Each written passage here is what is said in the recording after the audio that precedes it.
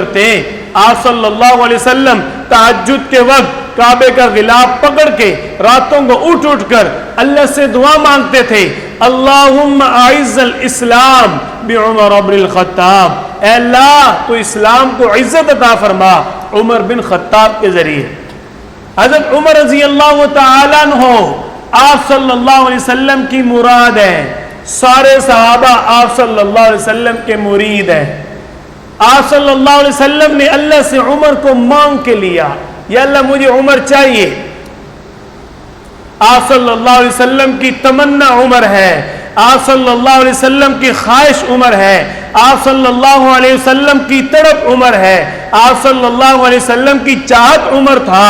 اللہ نے اس لیے آپ کی گود میں مسلمان بنا کر پیش کر دیا. آپ صلی اللہ علیہ وسلم نے اللہ سے مانگا تھا, اللہ نے یہ حکمت بھرا فیصلہ دیا. آپ صلی اللہ علیہ وسلم نماز پڑھ رہے ہیں, آپ تو نماز کے اندر تلاوت کر رہے تھے نا, عمر رضی اللہ تعالیٰ عنہ سن رہے, کیا زبردست تلاوت ہے, کیا خوبصورت کلام ہے, اور زبانی زبان سے کہہ دیا او بڑا شاعر ہے, بڑا زبردست شاعرانہ کلام ہے. عمر رضی اللہ تعالیٰ عنہ تو دل ہی دل میں کہا, آہستہ چوری چوری کلام سن رہے تھے, تو اللہ تعالیٰ کا جو نازل کردہ کلام تھا اس کی آیت آپ صلی اللہ علیہ وسلم نے پڑھی, وَمَا هُوَ بِقَوْلِ شَاعِرٍ, یہ شاعر کا قول نہیں ہے. آپ صلی اللہ علیہ وسلم تو قرآن پڑھ رہے تھے نا, اب عمر رضی اللہ تعالیٰ نے تو دل ہی دل میں کہا کیا خوبصورت شاعر ہے. آپ صلی اللہ علیہ وسلم نے قرآن کی آیت پڑھی, وَمَا هُوَ بِقَوْلِ شَاعِرٍ. حضرت عمر رضی اللہ عنہ چونک گئے, ایک دم جھٹکا لگا, اتنی دور سے میری آہستہ آواز کو سن لیا, او کتنا بڑا جادوگر ہے. آپ صلی اللہ علیہ وسلم نے اگلی آیت پڑھی, وَلَا بِقَوْلِ كَاهِنٍ, یہ جادوگر بھی نہیں ہے, یہ جادوگر کا قول بھی نہیں ہے. قَلِيلًا مَا تَذَكَّرُونَ, اس کو بہت کم لوگ نصیحت حاصل کرنے والے ہیں. حضرت عمر رضی اللہ تعالیٰ عنہ کے دل پر چوٹ لگی, اتنی دور سے میری بات کو سن لیا, اتنی دور سے میرے ساتھ گفتگو کر لی, یہ تو کوئی اللہ کا پیغمبر ہی ہو سکتا ہے, کوئی عام انسان نہیں ہو سکتا. حضرت عمر رضی اللہ تعالیٰ عنہ اسلام کو قبول کر لیتے ہیں. یہ حضرت عمر رضی اللہ تعالیٰ عنہ کے اسلام قبول کرنے کا واقعہ ہے. حضرت عمر رضی اللہ تعالیٰ عنہ کو اللہ نے چند خصوصیات دی. ان خصوصیات میں سے ایک خصوصیت حضرت عمر بن خطاب رضی اللہ تعالیٰ عنہ کی کہ ان کی رائے پر اللہ کا کلام اترتا تھا.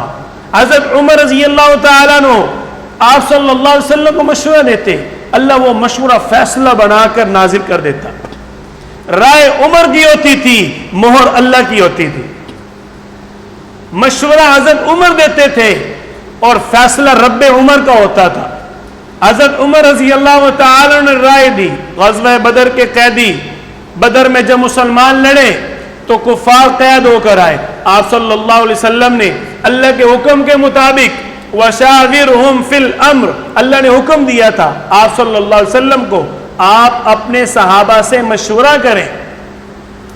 آپ صلی اللہ علیہ وسلم مشورہ کر رہے ہیں, ہاں بھئی پیسے لے کر چھوڑ دیا جائے یا ان کو قتل کر دیا جائے. سارے صحابہ کرام کا یہ مشورہ, چند صحابہ کرام جن میں حضرت عمر بھی تھے, سارے صحابہ کا مشورہ کہ ان سے فدیہ لے کر ان کو چھوڑ دیا جائے. حضرت عمر اور ان کے ساتھ چند صحابہ کرام کا مشورہ تھا کہ ان کو چھوڑنا نہیں, ان کو قتل کرنا ہے.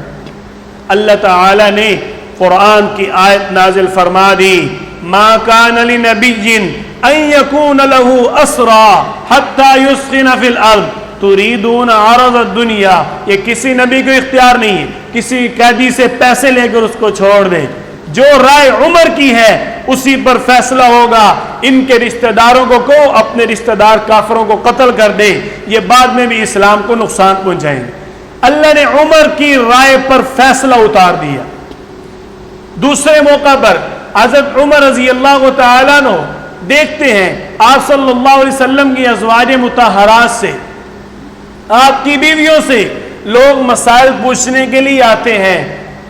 حضرت عمر رضی اللہ تعالیٰ عنہ نے مشورہ دیا, یا رسول اللہ میری رائے ہے, مشورہ ہے, کہ اگر عورتوں سے پردے کے اندر بات کی جائے، اگر عورتوں کو پردہ کروایا جائے تو یہ بہت زیادہ فائدہ مند ہوگا۔ اللہ تعالی نے قرآن کی آیت نازل فرما دی، وَإِذَا سَأَلْتُمُوهُنَّ فَاسْأَلُوهُنَّ مِنْ وَرَاءِ حِجَابٍ۔ اللہ فرما رہے ہیں جب بھی تم آپ صلی اللہ علیہ وسلم کی ازواج